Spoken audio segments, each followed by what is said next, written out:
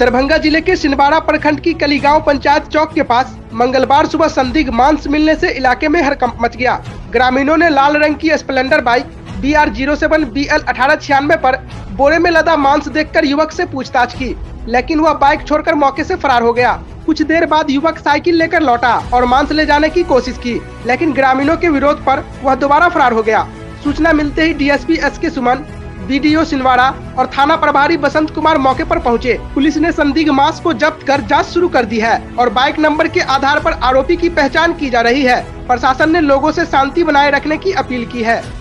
संदिग्ध मांस मिला था, गांव के लोग पकड़े थे, उसको जांच हेतु भेजा गया है।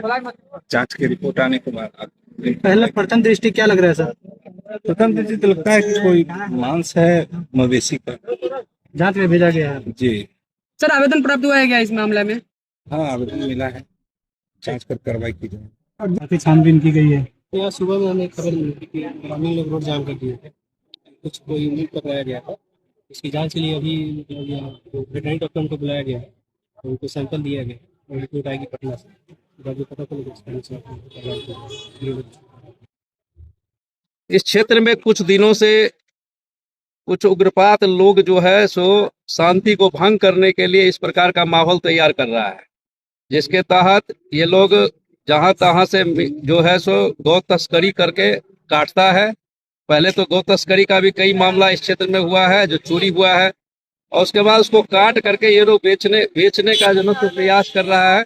कई दिनों से हम लोग को सूचना मिल रहा था जो कुछ लोग जो है सो साइकिल पर में मोटरसाइकिल पर जो सो मीट लेकर के जो सो बेचता है। तो हम लोगों ने कई लोगों को कहा था कि जब आए ना तो उसको पकड़ के रखना। तो आज उसी के तहत जो सो ये पकड़ाया है, लेकिन वो आदमी जो सो भाग गया, क्योंकि कम आदमी था तो छुड़ा करके भाग गया। एक ठो बच्चा भी था और एक जवान भी था, तो भाग गया। लेकिन उसका जो है सामान जो है और उसके बाद गाड़ी सब पकड़ाया हुआ है, और ये कुछ लोगों के द्वारा किया जा रहा है, ये शांति भंग करने के लिए।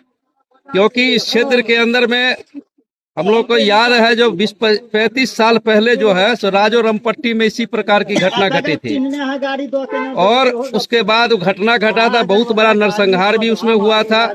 सभी प्रकार के जो है ना सो मनुष्यों की क्षति हुई थी।